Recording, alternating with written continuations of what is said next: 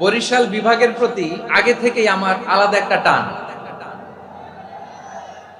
এই বিভাগে আলেম ওলামা বেশি। তারপর এই বিভাগে রয়েছে চরমোনাই দরবার, ঠিক কিনা বলেন? ওনাদেরও বিশাল মাদ্রাসা, ধর্মীয় অঙ্গনে, মাদ্রাসা অঙ্গনে, রাজনৈতিক অঙ্গনে ওনাদের অনেক খেদমত।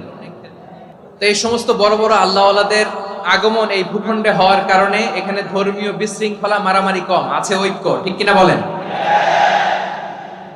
বরিশাল বিভাগের প্রতি আমার বিশেষ ভালোবাসার এটা একটা কারণ।